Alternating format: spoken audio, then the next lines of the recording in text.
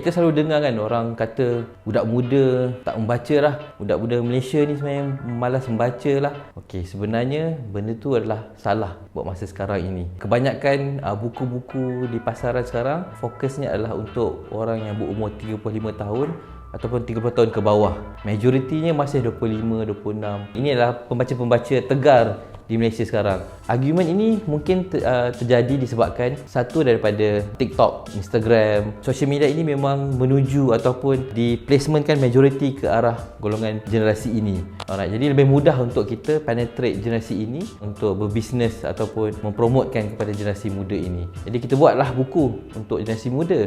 Argument yang kedua adalah kalau kita tengok di pesta buku antarabangsa Kuala Lumpur, pesta buku di seluruh Malaysia ataupun di kedai-kedai buku, top 10 penerbit negara kita ini, hampir kesemuanya adalah memfokuskan pembaca yang umur 30 tahun ke bawah. Saya pernah bertanya pada CEO Iman Publication dan lain-lain. Mereka betul, memang mereka target kepada pembaca 30 ataupun 35 tahun ke bawah. Yang ketiga, kalau kita tengok di anugerah buku, dan pemenang-pemenangnya adalah buku-buku yang fokus kepada bacaan 30 tahun ke bawah. Okay. Penerbit yang saya cakap tadi, contoh kita ada macam kita ada Nasihat Publication, Jejak Tarbiyah, kemudian The Patriots, kemudian kita ada Iman Publication, Comic M. Ini semua adalah penerbit-penerbit yang memfokuskan pembacanya berumur yang daripada 15-16 tahun sehinggalah ke 30-35 tahun. Mungkin kita tak ada satu data khas ataupun analisis khas untuk pembaca-pembaca daripada golongan generasi baby boomers ataupun X. Mungkin mereka juga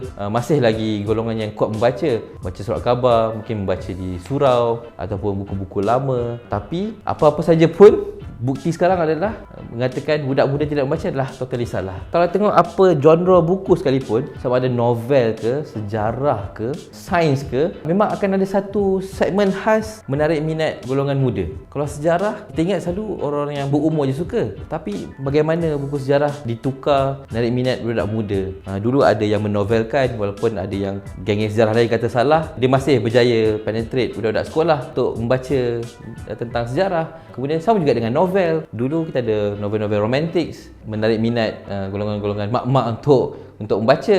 Tapi sekarang dah ada urban novel seperti fiksi kan, dan menarik minat budak-budak universiti sehinggalah ke umur 35 tahun. Jadi setiap genre tu dah ada khas segmentation yang memang fokus kepada pembaca-pembaca muda.